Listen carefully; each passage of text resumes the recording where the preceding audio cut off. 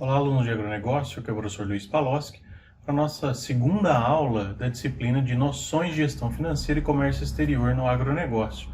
E nessa aula a gente vai falar sobre a introdução à matemática financeira. Então, primeiro a gente tem que a matemática financeira é uma das principais ferramentas que a gente tem para auxiliar nas contas ali de gestão financeira, né? A gente viu a gestão financeira na aula passada. E hoje a gente vai falar da matemática financeira, que justamente ela auxilia, ela nos traz uma ferramenta com vários tipos de fórmulas, de cálculos, que a gente pode fazer para tomar as decisões, para decidir se o investimento ele é viável ou não, se tomar um determinado empréstimo por determinada taxa de juros é bom ou não, se eu vou estar pagando muitos juros ou pouco, ou então para realizar uma decisão de financiamento, né? Se eu vou realizar o financiamento por um tipo de financiamento, como o sistema Price ou o sistema saque, enfim. Isso nos auxilia nas tomadas de decisão. A matemática financeira ela é muito utilizada justamente para esse auxílio. Então a gente sempre tem que considerar, quando a gente analisa qualquer tipo de investimento, qualquer tipo de financiamento, o dinheiro ele tem uma variação no seu valor ao longo do tempo. Então, quando eu realizo uma poupança, por exemplo, então eu guardo parte do meu rendimento hoje, eu estou esperando no futuro ter um gasto, um poder de consumo maior. Só que para eu ter o incentivo, por exemplo, para eu guardar esse valor, é uma taxa de juros. A taxa de juros, por exemplo, que é a remuneração do capital, ela é um incentivo à poupança. Então isso mostra que tem impacto. O dinheiro, ao longo do tempo, ele tem um impacto. Então, se eu tenho uma taxa de juros que eu aplico o meu recurso e depois eu vou ter esse rendimento no futuro, mostrando que que o meu dinheiro, ele muda de valor ao longo do tempo. Se eu não deixar aplicado em lugar nenhum, por exemplo, eu vou ter a perda desse poder aquisitivo em virtude da corrosão desse poder aquisitivo pela inflação, por exemplo. Então é muito importante a gente se preocupar com essas questões, por exemplo, a inflação, qual é a taxa de juros que está envolvida no tipo de financiamento, no tipo de empréstimo, no tipo de investimento que eu vou realizar. Então tudo isso é muito importante. E nós temos aqui no slide os tipos de fatores de produção. Então nós temos o fator trabalho. Qual é a remuneração do fator trabalho? É o salário. A terra, que é um outro fator de produção. Qual é a remuneração da terra? É o aluguel. Enfim, temos o fator de produção de técnica de produção, por exemplo, né? Eu tenho patenteado uma técnica de produção, um tipo de operação que eu realizo para produzir algo. Eu recebo royalties por aquilo, né? Quando eu tenho uma patente, por exemplo. A administração recebe os lucros, porque é o trabalho de administrar alguma coisa, então, ou sobre o capital, por exemplo, capital físico, né? A gente tem o lucro.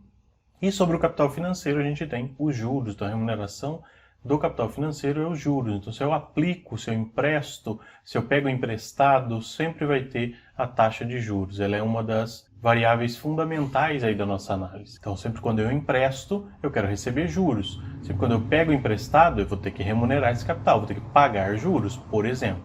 E nós temos essas variáveis principais. Então nós temos os juros, que é a remuneração do capital, que a gente acabou de ver.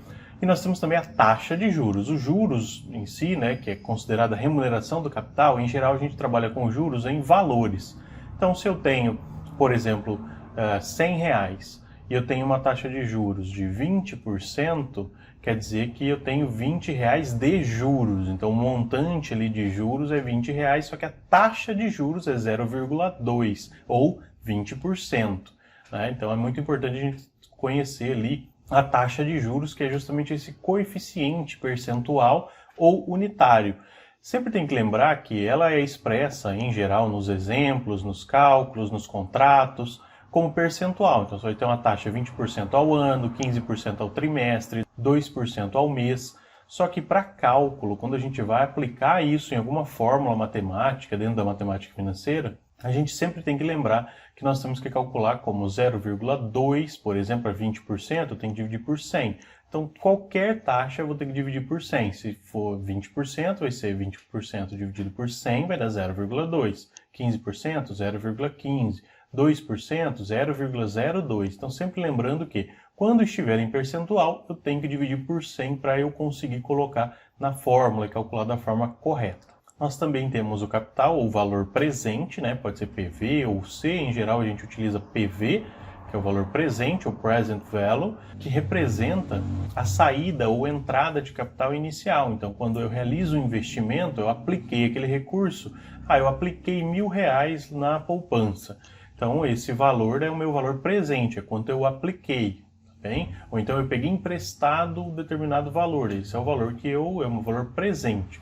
E o valor futuro é sempre o valor presente mais os juros. Então, se eu realizo, por exemplo, um investimento de R$100 e depois de um ano eu tenho um retorno de 20%, no final eu vou tirar um valor futuro de R$120, porque o meu valor presente era 100, que eu apliquei, recebi R$20, que são 20% de juros, e tive então um valor futuro de R$120, por exemplo. Então o valor futuro é sempre o valor presente mais os juros. O tempo, representado por T ou N, e nós temos aqui uma representação de fluxo de caixa. O fluxo de caixa, ele visualmente é representado dessa forma, com tanto entradas, as setinhas para cima são entradas, as setinhas para baixo são saídas ao longo do tempo. Então eu posso representar, se eu realizei um investimento, eu vou ter uma saída aqui, porque eu estou tirando do meu poder e estou colocando nesse investimento, e lá no futuro, por exemplo, eu vou ter uma entrada. Então, nós temos aqui a representação do fluxo de caixa que demonstra isso. Além disso, nós temos os regimes de capitalização. O regime de capitalização, nós temos, por exemplo, o regime de capitalização simples, e esse regime de capitalização simples, ele apresenta crescimento linear. Tá? E nós utilizamos essa fórmula. Sempre o regime de capitalização simples, como o nome sugere, ele realmente é bastante simples, justamente pelo crescimento linear. Ou seja, eu não tenho juros sobre juros. O valor dos juros é sempre aplicado ao mesmo montante. Depois a gente vai ver um exemplo sobre isso. Então, o meu valor futuro, que a gente já viu, é igual ao valor presente mais os juros, né? A gente acabou de ver no slide anterior. Os juros, ele é, no juros simples, representado da seguinte forma. É o valor presente vezes a taxa de juros vezes o período que vai ficar aplicado. Tá bem? E daí, eu substituindo esses juros aqui, que é PV vezes I vezes N, no lugar desse J, né? Então aqui J é igual a isso. Então eu vou pegar tudo isso e vou jogar aqui no lugar do meu J. Eu vou ter essa fórmula que, simplificando, vai ficar desse modo aqui. Então nós temos que, no regime de capitalização simples, o meu valor futuro é igual ao valor presente que multiplica tudo isso daqui que está entre parênteses. Então é o PV que multiplica 1 mais a taxa de juros vezes o período, tá bem? Então, a gente consegue calcular aqui, pelo regime de capitalização simples, por essa fórmula do valor futuro, qualquer tipo de valor que a gente precisar. Então, se eu apliquei um determinado recurso a uma determinada taxa de juros simples por um determinado período, é só eu substituir as informações que eu vou obter lá o meu resultado final, o valor futuro, por exemplo, né? Se eu fiz uma aplicação ou se eu peguei um empréstimo, eu vou ver quanto que eu vou precisar pagar ou quanto eu vou receber no final de tudo isso, tá bem? Então, no regime de capitalização simples, ele tem crescimento linear, né? O valor futuro, ele sempre tem crescimento linear. Depois a gente vai ver melhor o porquê disso. E outra coisa do juros simples é que a equivalência da taxa de juros, ela não tem grandes problemas, né? Então, se eu tenho uma taxa, por exemplo, ao ano e eu quero achar ela ao mês, basta eu pegar a taxa ao ano, dividir por 12, eu vou achar ao mês. Da mesma forma, se eu tiver uma taxa ao mês e eu quiser achar a taxa ao ano, basta eu pegar essa taxa que está ao mês, multiplicar por 12 e eu vou achar a minha taxa ao ano. Muito importante a gente sempre lembrar também que a minha taxa de juros e o meu período tem que estar na mesma unidade de medida. Então, se eu estou trabalhando com taxas ao ano, eu preciso estar trabalhando com períodos em anos. Eu não posso misturar meses com anos. Então, sempre, se a taxa está ao mês, eu preciso trabalhar com o período em meses. Se a taxa está ao ano, eu preciso trabalhar com o período em anos. Nunca vou poder trabalhar com um em anos e o outro em meses. Bem? Então, sempre esses dois aqui tem que estar na mesma unidade de medida. Então, se eu estou trabalhando com... eu tenho lá a informação de que eu tenho uma taxa ao mês de tantos por cento, mas vai ficar aplicado isso por um ano. Poxa, se é um ano, eu sei que são 12 meses, né? Então, sempre eu tenho que transformar isso para eu achar e colocar elas na mesma unidade de medida, tá bem? Já o regime de capitalização composto, ele tem uma diferença, né? Então, no regime de capitalização composto, a nossa função aqui de valor futuro, ela é exponencial no tempo, ó. Então a fórmula ela é diferente. Então antes no juros simples, ó, a gente tem ali 1 mais i vezes n. Agora é 1 mais i elevado a n. Então o meu valor futuro ele é igual ao valor presente que multiplica 1 mais a taxa de juros elevada ao período. Então a gente tem uma função exponencial, porque o crescimento dos juros no regime de capitalização composto ele é exponencial. Então, quer dizer que os juros que eu gerei no primeiro período vai ser utilizado para ser o valor presente para eu calcular os juros do segundo período. E assim por diante, eu vou somando os juros ao valor presente de cada período para eu calcular o próximo. Então, por isso que cresce exponencialmente, né? No regime de capitalização, então, o crescimento é exponencial, tá bem? E daí a equivalência da taxa de juros também é diferente. Mas vamos passar para um exemplo que mostra essa diferença do regime de capitalização simples para o regime de capitalização composto. Então vamos pensar no seguinte exemplo. Primeiro vamos pensar no juros simples, né? No simples, o que aconteceria? Eu tenho um valor investido de R$1.000, então pensamos que a gente tem R$1.000 investidos por 3 meses a uma taxa de 20% ao mês. Isso aqui no juros simples. Então, a cada mês eu vou ter um rendimento de R$200, correto? Porque eu vou ter aqui como rendimento os R$1.000 vezes 0,2, que me dá R$200. E daí eu vou ter um montante aqui, montante ou valor futuro,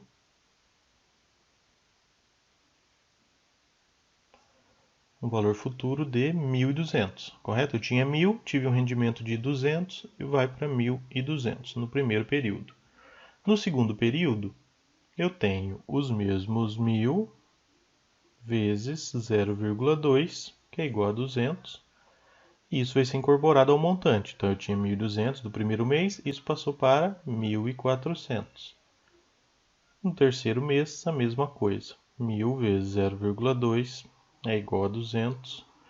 1.400 mais 200 do terceiro mês, meu rendimento vai para 1.600.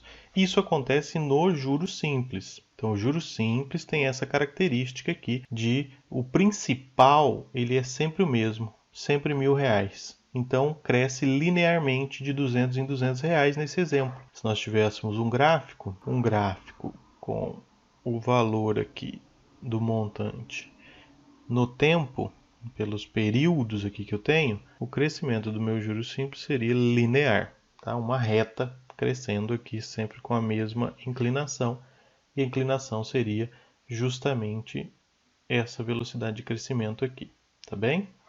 Tomemos o mesmo exemplo nos juros compostos.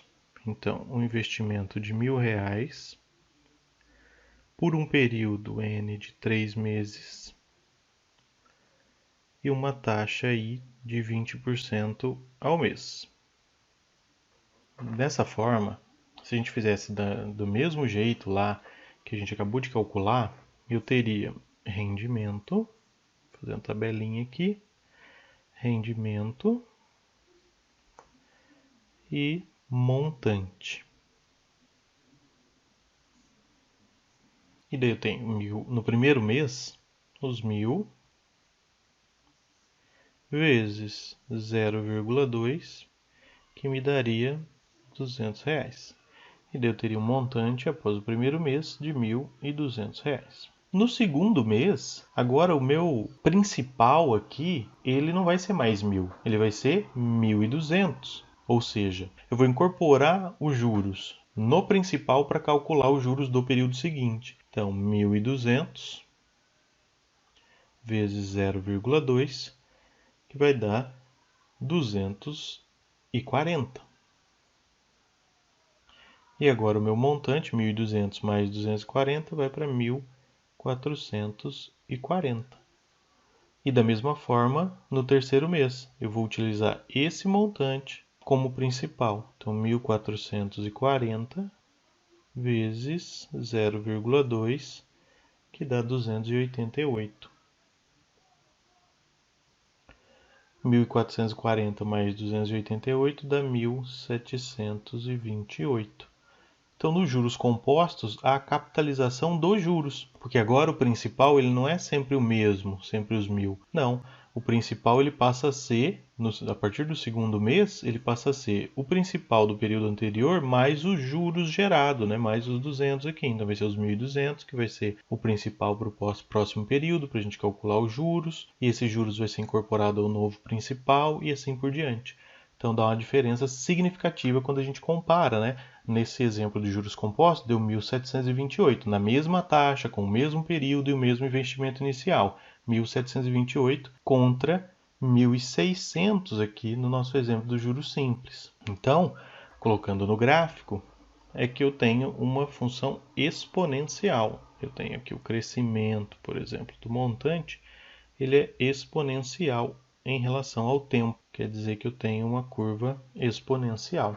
Ela cresce exponencialmente, muito mais rápido do que a linear, né? Então, à medida que aumenta os períodos, aumenta a distância entre esses valores, né? O crescimento linear ele continuaria linear, agora o exponencial não, ele está muito acima aqui do crescimento linear. O crescimento exponencial está bastante acima do crescimento linear. O montante cresce muito mais rapidamente nos juros compostos do que nos juros simples. Muito bem, então. Então nós vimos que o regime de capitalização simples cresce linearmente, os juros, né, o montante ele vai crescendo linearmente, enquanto que o regime de capitalização composta ele cresce exponencialmente, ele cresce cada vez mais. Já em relação à equivalência da taxa de juros, no juros simples, a gente viu que a equivalência na taxa de juros ela pode ser feita multiplicando e dividindo lá tanto a taxa de juros como o período, sem problema nenhum. Então, se eu quero uma taxa lá no juros simples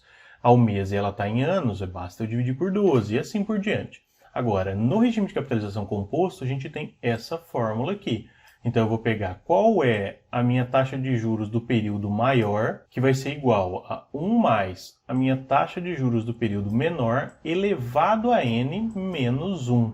Então, se eu tenho, por exemplo, uma taxa ao mês e eu quero achar ao ano, basta eu substituir ao mês aqui, colocar o período de um para o outro e achar a taxa ao ano, por exemplo. Tá? E se eu tiver uma taxa ao mês, basta substituir ao ano aqui e fazer as devidas transformações matemáticas para resolver aqui para o meu período ao mês.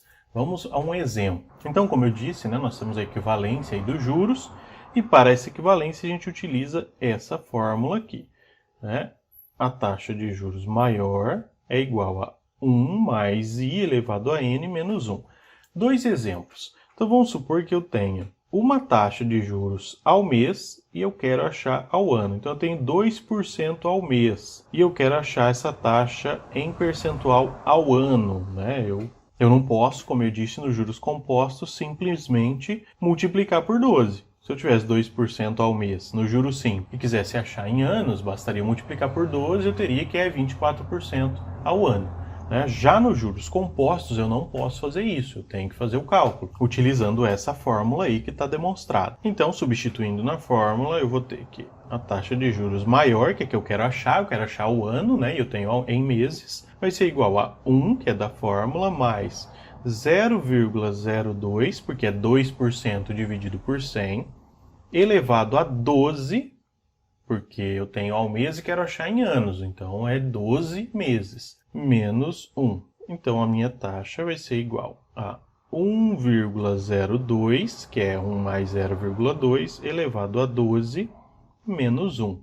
Agora eu faço 1,02 elevado a 12, né? Então eu preciso de uma calculadora para fazer esse cálculo. Então, meu i vai ser igual a 1,268242. Eu vou utilizar 6 casas aqui, tá? Menos 1.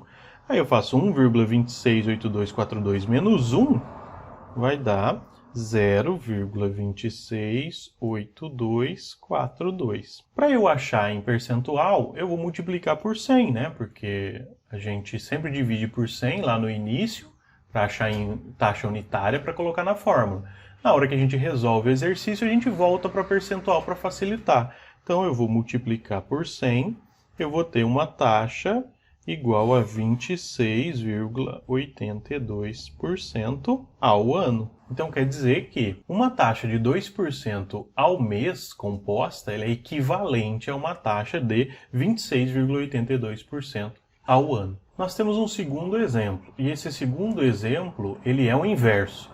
Então agora a gente tem ao ano e eu quero achar em meses. Então, por exemplo, eu tenho aqui uma taxa de 8,5% ao ano e eu quero achar qual é a equivalente dela em meses. Então, qual é essa taxa de 8,5% ao ano em meses, né? Uma taxa composta. Então, agora, o meu I maiúsculo lá da fórmula 8, é 8,5, né? Que está ao ano. E eu quero achar em meses. Então, vai ser 0,085, que é 8,5% dividido por 100, eu vou achar em unitária, que é 0,085, que é igual a 1 mais I, que eu não sei, que eu quero achar qual é essa taxa ao mês, elevado a 12 também, porque é um ano, né? Menos 1. Esse menos 1 eu posso passar para o outro lado somando, né? Ele está subtraindo aqui, negativo, então ele vai passar para o lado de lá, somando. Vai ficar 0,085 mais 1 igual a 1 mais I elevado a 12. 1 mais 0,085 é 1,085, que é igual a 1 mais I elevado a 12. E agora a gente precisa fazer um procedimento aqui que é um pouquinho mais complexo, né? Mas aplicando aqui a igualdade, para manter a igualdade, a gente tirar desse elevado a 12 aqui que nós temos, né, eu teria que tirar a raiz 12 de cada lado, né, porque se eu tirar a raiz 12 aqui, ó, de cada lado, esse 12 corta com esse, então quer dizer que a raiz 12 de 1,085 é igual a 1 mais I. Então eu preciso calcular a raiz, essa raiz 12 aqui de 1,085. As calculadoras convencionais, elas não têm essa raiz acima da terceira, por exemplo. Você pode ter calculadoras científicas que têm raiz cúbica, por exemplo. Então a gente tem a raiz quadrada, que é normal, depois a gente tem a raiz cúbica, aí vai subindo, né? Você pode tirar a raiz que você quiser. Mas as calculadoras, em geral, elas vão ter raiz quadrada ou as científicas vão ter raiz cúbica, que é quando a gente teria o 3 ali no lugar do 12, né? Para raízes maiores, a gente utiliza uma regrinha matemática que diz que se eu tiver uma raiz n, né, ou seja, qualquer raiz que seja de um número a, por exemplo, é a mesma coisa que eu pegar esse número a e elevar a 1 sobre n, ou seja, esse número n aqui é igual a esse número aqui. Então, se a gente tem a raiz 12, é a mesma coisa que eu pegar 1,085 e elevar a 1 sobre 12, tá? Que vai ser igual a 1 mais i. Então, eu tenho que fazer esse cálculo aqui, 1 dividido por 12 vai dar tanto. Anotar pelo menos 6 casas e pegar 1,085 e fazer elevado a esse valor, tá? Então, vai precisar aí de uma calculadora financeira, uma calculadora científica, ou até a calculadora do celular geralmente dá para você fazer o elevado, tá? Esse elevado a qualquer número nas calculadoras científicas ou nas calculadoras dos celulares, por exemplo, ela pode estar como x elevado a y, y elevado a x, ou um sinalzinho assim, né? Um sinalzinho de acento, por exemplo. Tá bem? Então, qualquer um desses você consegue elevar a determinado número. Vai pegar o número que está ali, 1,085, por exemplo, eleva, ou seja, aperta esse botãozinho e eleva ao outro valor, que pode ser, nesse caso, que é o que a gente precisa, 1 dividido por 12. Tá? Esses cálculos podem ser feitos todos aí nessas calculadoras. Enfim, então, continuando, 1,085 elevado a 1 sobre 12 é igual a 1,006821. Estou utilizando 6 casas, né? É igual a 1 mais i. né? A gente só continuou aqui e eu resolvi ali o 1,085 elevado a 1 sobre 12. Agora eu vou pegar esse 1 que está somando, ele vai passar subtraindo, né? Então vai ficar 1,006821 menos 1, sobra 0,006821, que é igual a I. Ou seja, minha taxa é essa. Para eu achar em percentual, basta eu multiplicar por 100. Multiplicando por 100, eu tenho que a minha taxa é igual a 0,6821% ao mês. Então, eu saí de uma taxa de 8,5% ao ano e achei a sua equivalente como 0,6821% ao mês. Então, fiz das duas formas para mostrar que a gente consegue calcular tanto se eu tiver uma ao mês e quiser ao ano, ou se tiver ao ano e quiser ao mês. Continuando, nós temos então sistemas de amortização. O sistema de amortização francês, né, o Price, ele é bastante comum quando a gente vê financiamentos de automóveis, por exemplo, né, carros, motos, enfim, algumas máquinas, equipamentos. A gente vê bastante a utilização do sistema francês ou da tabela Price. Nesse sistema, a característica principal dele é que ele tem prestações iguais, periódicas e sucessivas. Qual é a fórmula que eu utilizo? Então, para calcular a prestação, eu vou ter essa fórmula aqui, vai ser o PV, ou seja, o valor que eu estou pegando emprestado, por exemplo, que multiplica tudo isso daqui que está dentro aqui. Então, 1 mais i elevado a n vezes i, dividido por 1 mais i elevado a n menos 1. Então, aqui eu vou calcular a prestação, que vai ser a mesma para todos os períodos. Então, se eu estiver fazendo um financiamento de 10 meses, eu calcular aqui minha prestação, essa vai ser a prestação, é a mesma para todos os períodos. O meu juros sempre é a taxa de juros vezes o saldo devedor do período anterior, esse T-1 indica que é o período anterior. Eu estou no período T. Qual é o período anterior? É o T-1. Então, se eu estou no período 2, qual é o período anterior ao 2? É o período 1. Se eu estou no período 1, qual é o anterior? É o período 0. E a amortização é sempre a prestação menos os juros. Porque quando a gente fala em sistema de amortização, sempre quando eu pago a parcela de alguma coisa que eu financiei, um pedaço dessa parcela é para eu amortizar a dívida e outra é juros, para eu remunerar o capital. Logo, a minha amortização é igual a parcela menos os juros. Porque se eu pegar esses juros aqui e jogar para cá, ele vai passar somando. Então, vai mostrar que a parcela é igual a amortização mais juros. Logo, a amortização é parcela menos juros. Exemplo.